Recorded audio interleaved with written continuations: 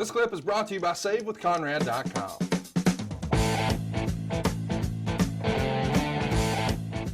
His first major feud, boy, is it a big one.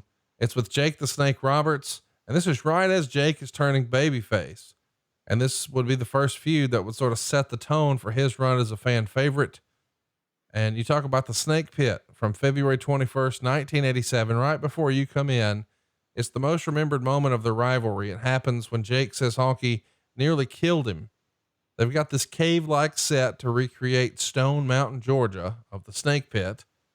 And Honky's going to attack Roberts with a guitar that didn't shatter like, say, a Jeff Jarrett guitar 10 years later. Instead, Jake appeared to take a very stiff shot, and after staggering, he collapses. And Jake has even said that I think Pat Patterson's man Louie went out to buy the best guitar he could for the segment, but they didn't really gimmick it. So 2 desks in his neck explode when he gets hit.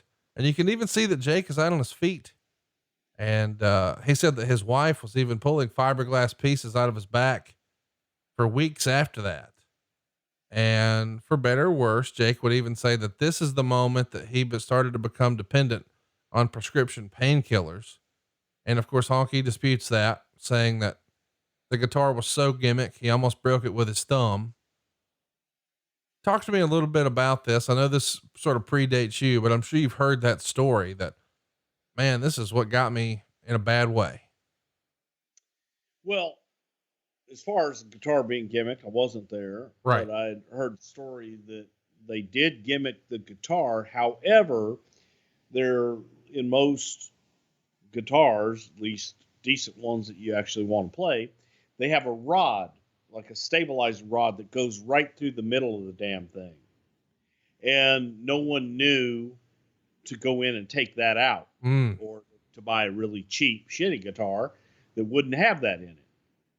So when it may have been gimmicked, but when Wayne hit Jake, apparently this rod is what hit him with no give in it, because it's a stabilizer. And that's what really fucked Jake up, and hurt him. You know, the rest of it, you know, Jake's a great worker, and whether he was actually out or not, who knows? It looked great. But yeah, that was, because for years after that, gimmicking guitars, I got a lesson in gimmicking guitars as far as, first of all, you don't buy a guitar with the rod in it. Right. And how to make sure that the damn thing's going to break. So it was gimmicked, but it was gimmicked improperly from the standpoint of they didn't know this rod was in there. Right. Well, let's talk about the feud here. It's going to culminate at WrestleMania 3. Most people remember that. Of course, you had Jake come out with Alice Cooper. Beforehand, Honky would be interviewed by Mary Hart. And Honky's gone on record as saying there were so many people in the building that day that from his perspective, when he was in the ring, they all looked like ants because they were so far away.